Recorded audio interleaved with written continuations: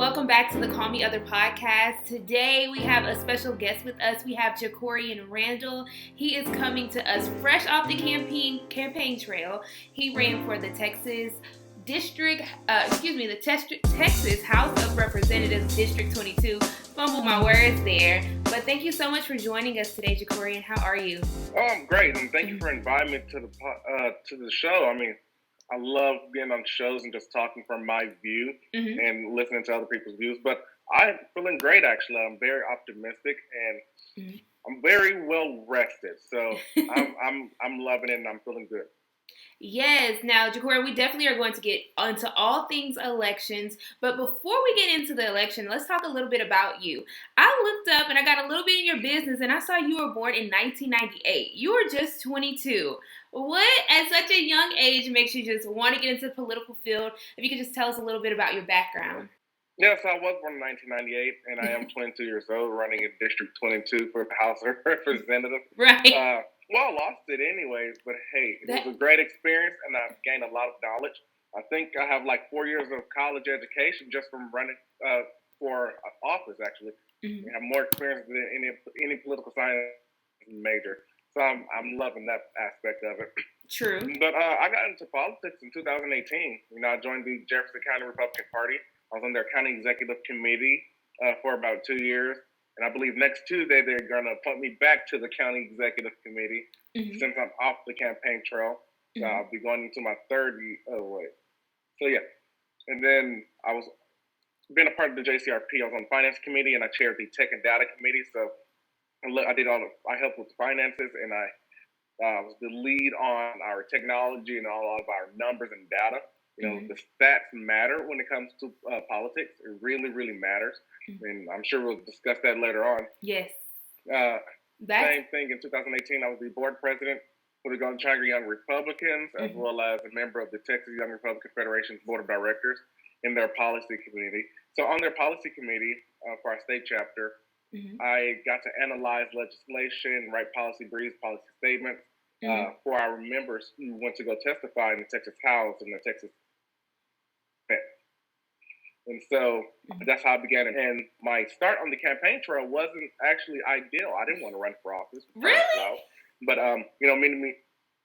many people asked me last year, out of the back end of politics, the grassroots stuff, the activism, that part is, you can do a lot more and help a lot more people on that aspect. I do like the elected official side of it as well. But, yeah, I've decided to run because I have, Democrats and Republicans asking, hey, you should run for Texas House of Representatives. I'm like, against Joe Douglas? So I was like, yes. And they gave me a list of reasons why I should run. Okay. And, it was like 6 months later, I decided and made that decision that I'll throw my name in the hat. And that's how I started. So do you think you're going to have a career furthering into politics? Do you think this is something you want to be a career politician? Or I know you're 22, so you're just figuring it out. So, running for office again, that's still like a 50-50. That's a 50% yes, 50% no. Okay. I'm leaning more towards the yes side because people are still counting on me in some form or fashion. But right now, I'm focused on the private aspects of public service.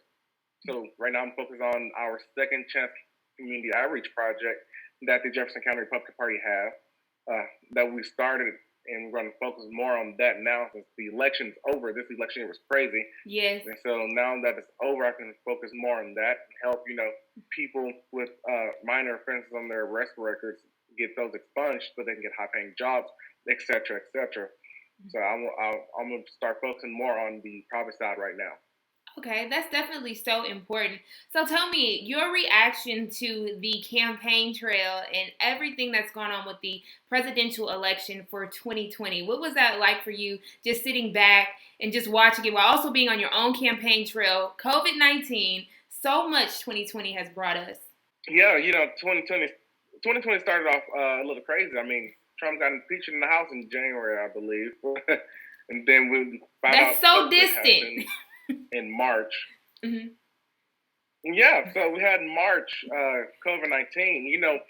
I found out the day that I was supposed to go on a cruise, I was in New Orleans, and in 2 days I was supposed to go on a cruise. And as soon as we touched down in New Orleans, they said all cruises are canceled because of COVID-19. So upset about that. Still upset to this day about it. Yeah. But anyways, it was an experience like no other to see. And it was great to see my name on a ballot, especially during the presidential election year. You had Donald Trump and Joe Biden on there. Mm-hmm. Then if you go down further, you see Jacorian Randle and Joe Hotel. I'm like, wow, this is awesome. See my name on the same ballot as the president and former vice president, which is very great. So my experience this year, I talked to thousands of people throughout the district I ran in, and I learned a little bit more about what the district is, the issues that we have, how we can solve those. But I also learned about the individual people and their different personalities and how we as a community can actually build up on each other's personality, which is really, really good in my opinion. So I'll most likely be more into the community now than I ever was, ever before. And I look forward to working with all of the elected officials, right? On the city level, the county level, the state level, and so on and so forth. Okay. I will say there has definitely been nothing like this campaign trail, nothing like this election. And even right now, we are still waiting on the election results for the 2020 presidential election. At last check, Biden had 227 of the Electoral College and President Trump had 213. We know those numbers are going to change, obviously.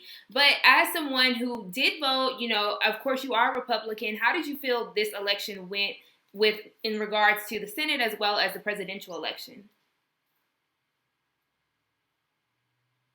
Well, I know for Texas, I already knew John Cornyn was going to win. Mm-hmm. I already knew Trump was going to win Texas as well. Mm-hmm. I already knew the 17 Republicans were going to win in Texas, and the other, I believe, 12?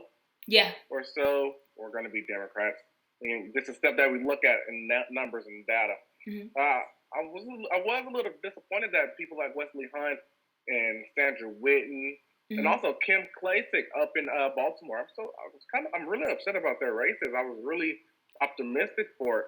And there's a guy named Will Douglas running for the state house in District 113. Yeah. And I'm really upset that he lost literally by 2,000 votes. So that's upset for me, in my opinion. Super tight races. This is my prediction.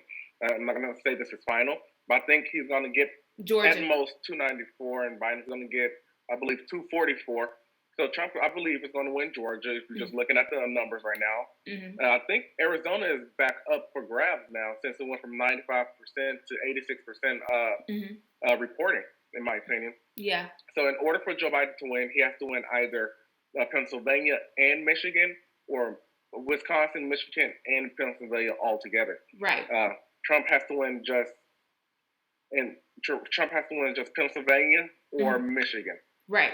So he can lose Wisconsin, but he'll have to win. He can lose Wisconsin and Michigan actually, but he can still win if he wins Pennsylvania. But there's a really good chance that Joe Biden might become president of the United States and Kamala Harris vice president. But regardless of whoever wins, we must unite as one country, and just go back to work and support our elected officials. I think I gave that statement last night after I got off the phone with my opponent. He gave me words of wisdom, and he congratulated me on a clean race, and all that sorts of things. But in my post, I was like, we have to unite as one. Let's rally behind our leaders, and let's get to work for one another. Yes. And you know what? There has been just so much divisiveness, just period. I don't even want to say it's just leaders, but it's really just us as Americans. I'm just like, what happened to us as a journalist? It's been somewhat disheartening to watch all of it kind of unfold. So I do think people are focused on the presidential race, but what can you say about these policies that are up for grabs? Healthcare, so many different things that are so vital for Americans. Where do we go after the coronavirus? Finding a vaccine. How did you feel about the policies that were unveiled at the federal level, at the presidential level? How did you feel, and how do you feel like state leaders are going about handling that as they are being, elected. Like, I was just like, we would have an election with one of the most important American years. 2020 will go down in our history books. Oh yeah, this is going to be when the history books are written for the year 2020 is going to be all scramble because this year was the most confusing in my opinion. Mm-hmm. Actually, I think all of us can agree to that. Democrats and Republicans can agree that 2020 was the year that we must forget. Please. But, the policies on the federal level, when it came to COVID-19, the policy when it came to COVID-19, I did like what happened.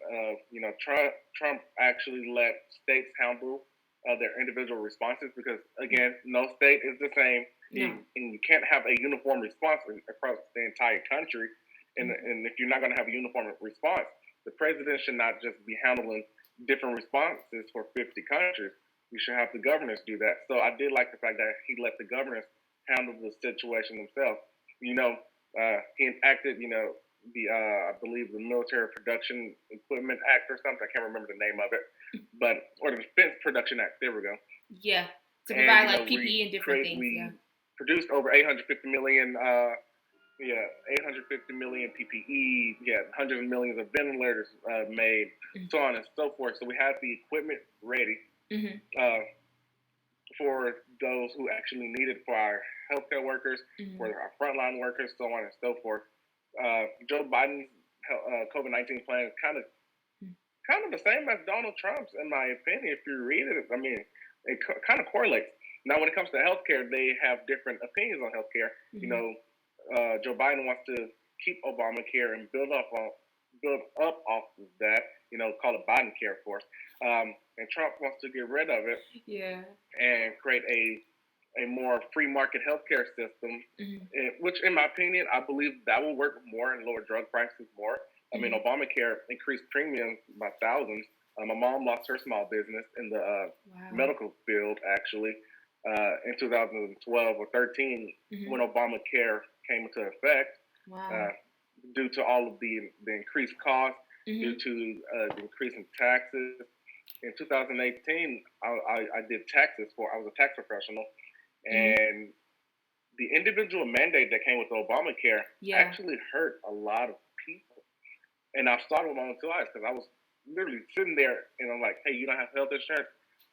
And since you don't have health insurance, you have to be taxed due to Obamacare. I was like, man, that sucks. And I saw their return go from a return to like a tax liability. And some of these people just weren't able to, pay that because they didn't have the income for it. But so I would like to see the country actually work together and come up with a healthcare plan that lowered drug costs, that lowered doctor's visits, prescriptions, that would provide a better healthcare service. I hear all the time healthcare is a right, but healthcare is actually a service. Yeah. So I don't think anybody has the right to anybody else's service, in my opinion. Others may disagree with me, but I do believe that living a healthy life is a right. I can say that for a fact, but having the right to somebody else's service is not a right, in my opinion. But there's a lot of stuff on the federal level that has to happen. The First Step Act was great, but we have to do more on criminal justice reform. Yeah. We have to do more on education reform. I believe in school choice policies that will give parents the freedom to choose their child's education. I believe in teacher autonomy in the classroom. That's hugely needed, and I'll talk to many teachers in my area. That's one of the biggest problems. I don't want to get rid of standardized testing. We should totally get rid of standardized testing. We're testing kids on. Actually, we're teaching kids to test, and that doesn't prepare them for anything. That's why Texas is number 33 in the entire country in education. That is sad. Very. So there's a lot of stuff. There's a lot of policies that we need to focus on, and I hope we can focus on that next year after we all rally behind our elected officials. Yes, and speaking of rallying behind our elected officials and just going to this election, what do you think was just the big big mix up with the black vote. Like the black vote, switching gears here, the black vote was a big topic of conversation towards the end. Like they're talking about the black vote, and I think to me it started to heat up around August, and of course everything that happened with George Floyd situation. That happened that was very heartbreaking. Of course, that started the racial tensions talk, but then you got to see like across the country, many different policies were passed for police reform by all parties. But then you just see in August, I feel like, and in September, it really became like a focus in on the black vote. And why do you think that, it's been this whole, I feel like it collapsed really towards what needs for the black community? Yeah, the black vote has been a topic of discussion, I believe, since August. I agree with you on that. Mm-hmm. And it did start after the George Floyd situation. Joe Biden was focusing on it when he picked his vice president, Kamala Harris. Mm-hmm. I wish he would have picked them by their content of their character and not the color of their skin or their gender. That's totally going against what Martin Luther King said. But it was his decision to make, and I guess he thinks he made the right decision. But in my opinion, it shows that you can use somebody of a different color and a race or gender just to get the vote or to pander to their base of black voters or women. Which that's one thing I hate with a passion. Do you think that backfired? I know as a Republican, we don't. Black people kind of don't like Kamala Harris, but they also do. I was going to say it's really... But I don't think it backfired on Joe Biden. Okay. It's a 50-50 on... I don't think it backfired on him. I think it helped him a little bit. Okay. Plus, he picked the right one out of the list he was given, I believe. I believe Kamala Harris was the most qualified on that list. Okay. But hey, who knows? But the black vote, we look at the black vote or black people as a monolithic group or a group that needs special privileges or special care. How about just give us the freedom that we deserve and let us run with it? That's how I look at it. You shouldn't vote. You shouldn't base your policies on the color of somebody's skin. John F. Kennedy was against that. Ronald Reagan was against that. Many presidents before George Bush was against that. I mean, even Bill Clinton was against that, basing policy on the color of somebody's skin. And I think that hurts the country itself. So we should focus when politicians come up to campaigning, they should focus more on policies that help build a community, regardless of skin color. That's what I believe they should focus on. So school choice, that'll help blacks, that'll help Hispanics, Latinos, and whites. Criminal justice reform, that'll help blacks, Latinos, Hispanics, and whites. Asians, so on and so forth. Your healthcare, we all use the healthcare system. We all use the medical industry.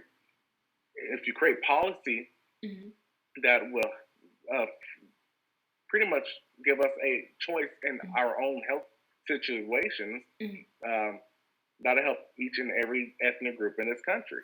So I think we should focus more on the policies instead of the color of somebody's skin. I definitely understand your opinion on that. But let's talk a little bit about who's making these policies. When you think of the Speaker of the House, Nancy Pelosi, we have Mitch McConnell.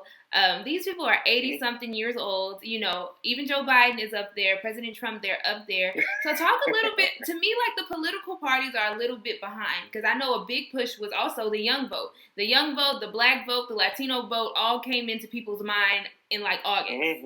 And I was just like, y'all have already missed the train. So tell me a little bit about how the parties can go forward. Well, the only way the parties can go forward is if they attract young voters and young leaders. I'm pushing the Republican Party here in Jefferson County for it. I was the youngest person on the ballot this year in the entire your county, actually. Wow, that's awesome. I know. I just thought about that. Congrats. But yeah, the only way to get thank you. The only way to get young people involved is, and I told people this many times on the campaign trail. I told my party this. I told elected officials and candidates this, that young people don't listen to older people anymore. My generation does not listen to the older generation like they used to, but they listen to people their age, a little younger than them or a little older than them, Mm-hmm. but somebody that's like 80 something years old, they're not gonna speak our language. So the only way to draw them is to speak their language. I think Kamala Harris kind of did well on is spoke our young people's language. I mean, you saw her marching with marching bands, Yeah. HBCUs, Mm-hmm. and I was like, man, this is awesome because I used to be in band in high school, and we did all those. Mm-hmm. It was like an HBCU band, it was a show style band, Mm-hmm. and I was like, man, this is awesome. Right. I mean, I'm not gonna vote for it, but still, this is awesome. Gotcha. But we have to do more to attract young voters. And we have to do more to keep their attention on the political sphere. But Joe Biden has already passed the popular vote record in U.S. history. So he made a new record when it came to the popular vote. I believe he's at 69 million or 70. I can't remember. Yes, it's record high. But he broke the record. Mm-hmm. So I think that's definitely something. So when okay, go ahead. I'm sorry. I'm sorry. Oh, you can go for it. Oh, I'm sorry. No. I was just saying like how important that was, like you said, highlighting that with the young voters or even getting young voters involved. Why do you feel like young people are so not involved? I feel like that's always been a part of history, but you see young people, you see these young celebrities care more about consciousness, but why isn't it transferring over to politicalness? So actually, young people historically used to be involved in politics on a main scale. I mean, you have many of them fighting in the American Revolution. You have many of them assisting with writing the Constitution, the Texas Constitution, the U.S. Constitution. You have just a wide array of young people been involved in the forming of this country. They were the biggest voices in this country. But I think that died down when we took out important educations or important courses in our education like civics, government, economics. We're taught U.S. history, but come on, we're not taught civics these days. And I'm like, so they don't have a firm understanding of how this country works. A lot of young people they didn't even know they lived in a county. It was like you ask them what county they live in, and they actually what is that? They don't know. and it's not funny, but it's sad. And it's really sad. So the one thing I can think about to get them interested is actually teaching them about how this country works, how government works on a national level, the state level, a county level, the city level, how the school board works. I mean, you have to get these kids interested in that sort of stuff, and to get them interested is you have to teach them. And I believe it's hands-on teaching that we have to focus on now, because right now we're in the age of social media and technology where everything is hands-on nowadays. So when you teach kids civics or teach kids about the government, it has to be a hands-on experience. Like there's moot court that you have in colleges. You could bring moot court to high schools. There was a program when I was in high school where you could be a prosecutor and you actually work on cases with the district attorney's office, which is really great. Yeah. You'd be the prosecutor, you'd be a defense attorney, so on and so forth. Bring these programs to actual high schools and transform the classroom into a courtroom, or transfer an entire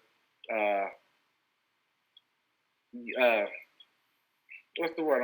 Graduation class to a state legislature or a city council. I mean, come on. You can make this fun. You can make this interesting. It's definitely ways to go about figuring it out. Or help them make decisions. Yeah, I agree. I totally agree. I mean, you have somebody right now, our JP1 candidate, not candidate, but now elected official, Naomi Showers Doyle. She's the youngest person elected in our county, 26 years old. And I'm very proud of her for doing that. And I look up to her for doing that. She ran a race against two other people, and she won the primary, and then she won the runoff. So I'm proud of that. But it shows the young people that, hey, you don't have to be a rapper.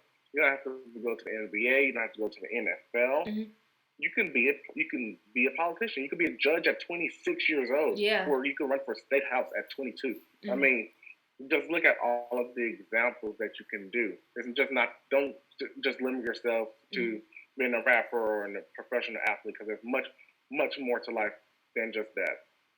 I think that, no, for sure, is super duper important about how we are pushing our young people forward with options for them, what they can do and what they can bring to the table.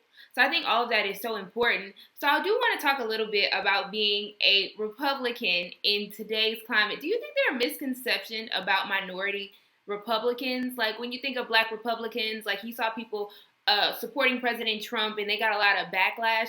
Why do you think there's such a misconception? Well, as Black Republicans, we're called Uncle Tom. We are called traitors to our own race, so on and so forth. And you know, our message is that actually the way we try to explain to people, we don't try to persuade them to be Republican. They can still be a Democrat, but all we ask is that they actually become educated voters and just learn the history of both political parties and read both platforms, read the issues that they stand for, and pick which ones fall in line with their ideology. So the whole misconception with the Republican Party is that we're a party of old white racist men, which is simply not true. That we are the party of the KKK, the neo-Nazis, white supremacists, so on and so forth, which is absolutely false. I can tell you why. Is that the founding of the Republican Party was founded in 1850s, I believe, 1860s, yeah. For the simple fact of Black equality and Black civil rights. That's why the Republican Party was founded. You know, the Republican Party of Texas was founded in the 1860s by 200 Black men and 20 white men.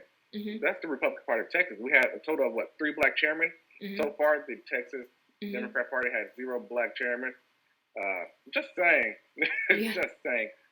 But there's a whole misconception that we're just a party of racists, where all of our policies, we supported the 13th, 15th Amendment, Civil Rights Act of 1964, the Voting Rights Act of 1965, and the policies that we support today, like criminal justice reform, you know, or school choice programs. You know, Democrats call us racist because we support school choice, which is simply not true. School choice policies aren't racist at all.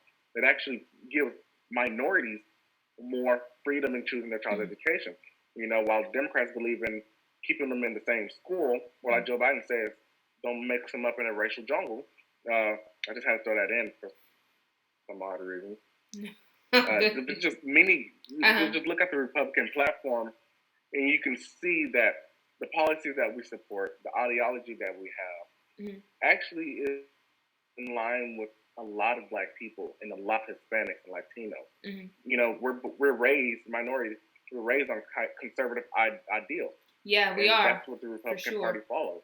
And I don't fault anybody or any minority for voting Democrat. You know, people ask me all the time, why do Black people vote Democrat? I'm like, well, because it's their choice. They voted Democrat. Yes, some of them may not be educated in the policies or the history of the political parties or what they stand for, but that's the great thing about America. You have a choice to make your decision. You have a choice to pick your elected officials and who represents you. You have a choice.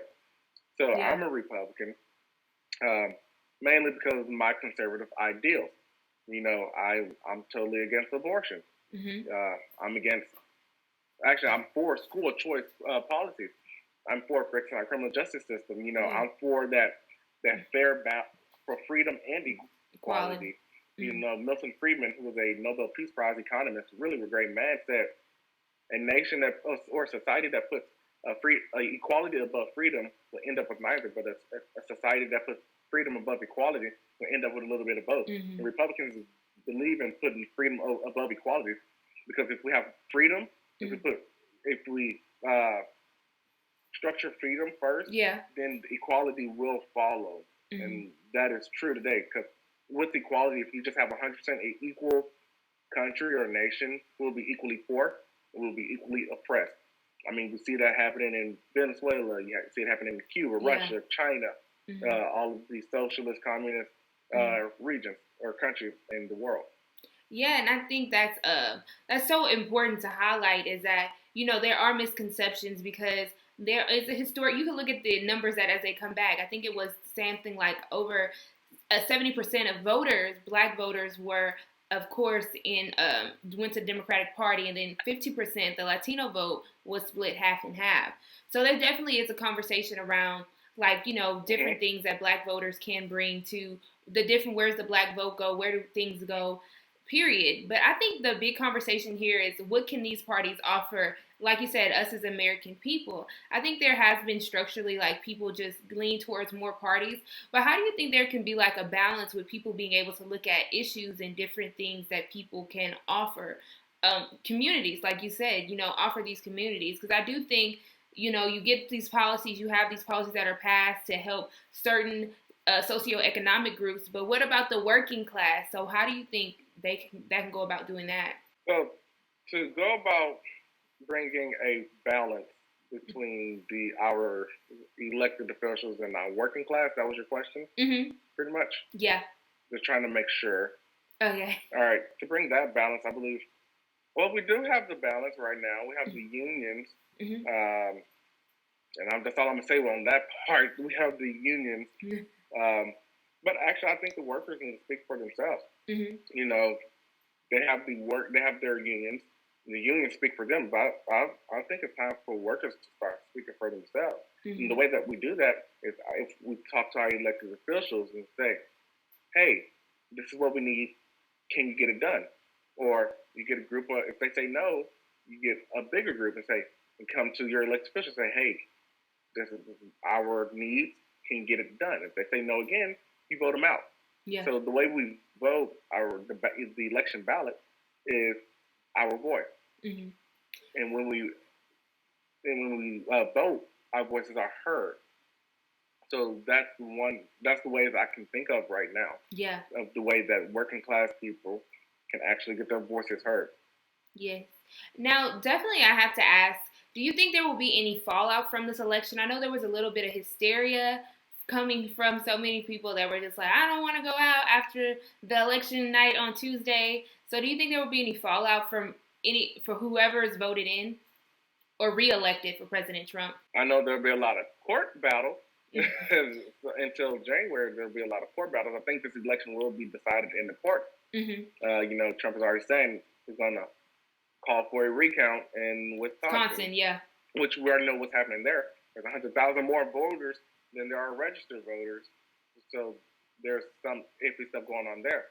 And I think he's going to come out and call for a recount in Michigan because overnight, 6 a.m., Joe Biden received a total of 128,000 votes. And, Trump didn't receive zero, and other candidates for president in Michigan on the ballot received zero. Right. And, that's a statistic.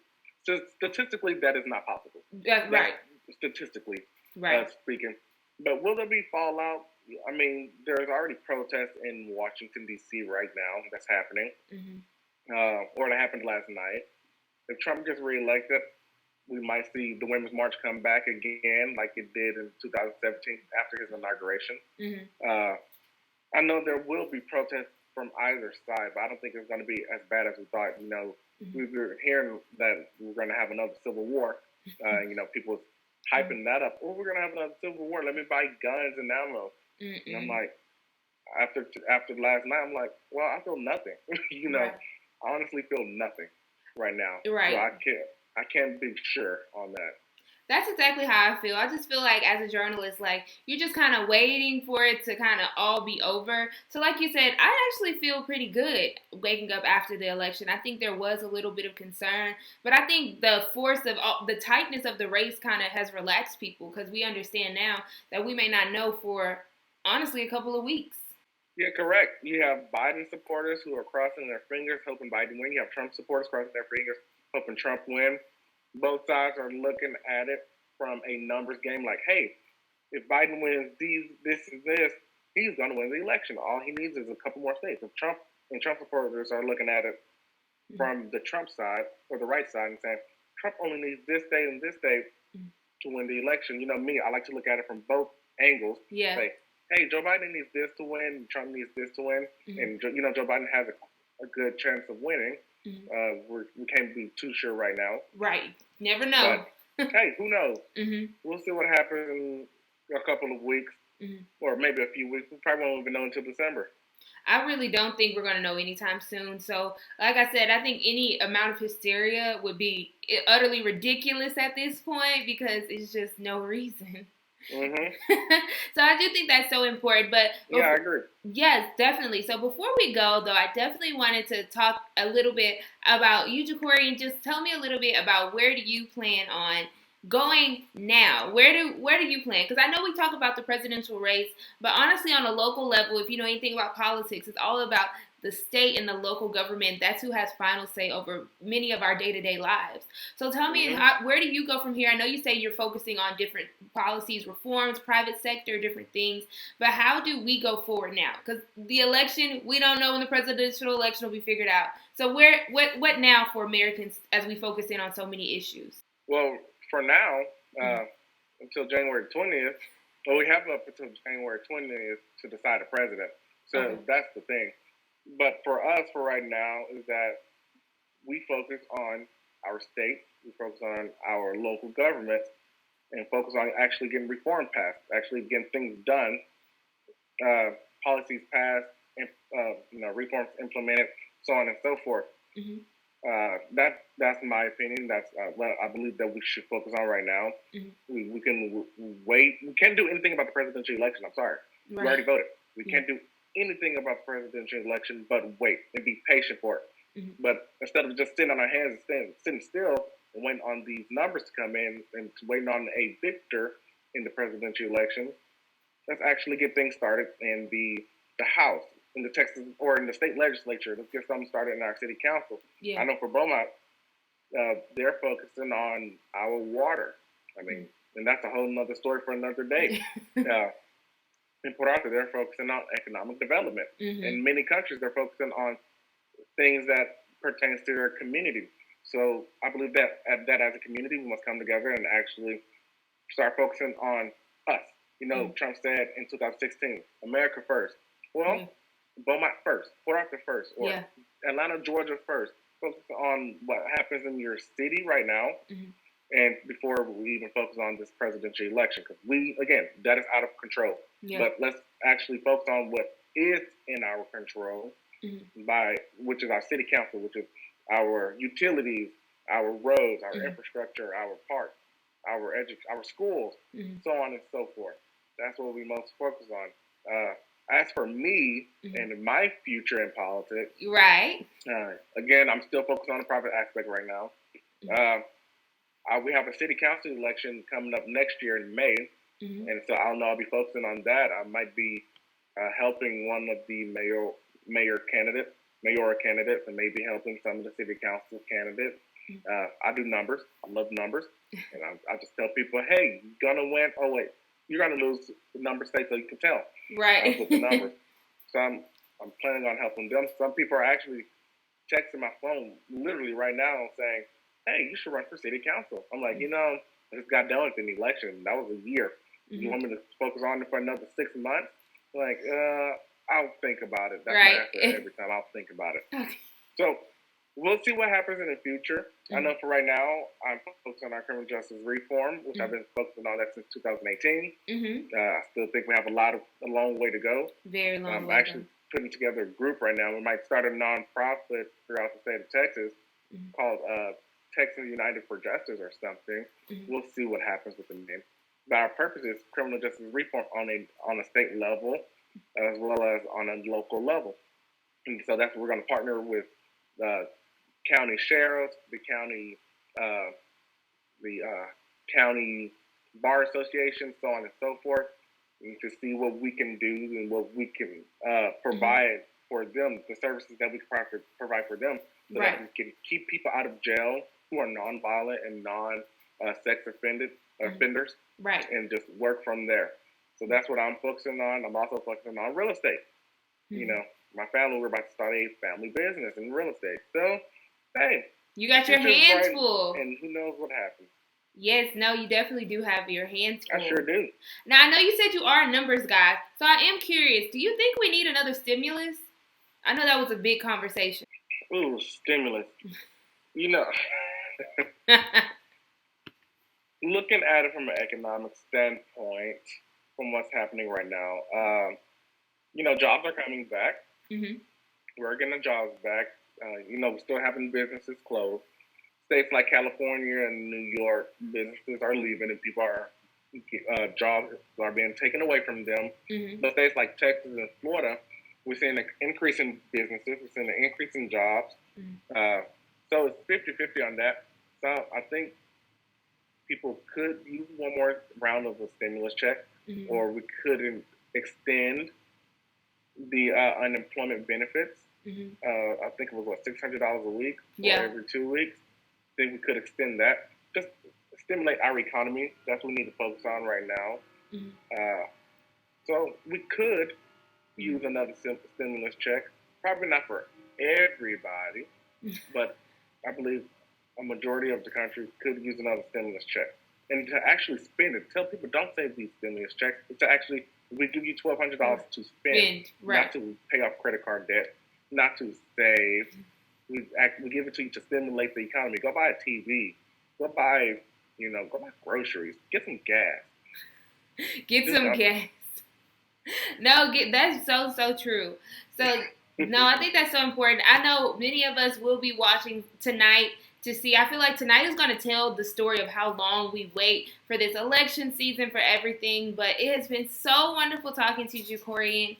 I think that the future is definitely bright for you, not just in Southeast Texas, but in Texas, period. I think if you're starting at 22, I can only imagine where you'll be at 32 or 42. And I think it is important that our youth is involved. Oh, it was nice being invited to the show, and I had a great conversation with you. I actually enjoyed this. Mm-hmm. It's warm outside, and I'm loving it, actually. And, thank you for inviting me. No thank you for the great conversation. Yes, no, thank you so much, and I hope you have a good day. Again, thanks so much, Jacorian, for joining us on today. See you all next week on the Call Me Other podcast. Thank you all so much for joining us. Go outside and be kind to everyone. Bye.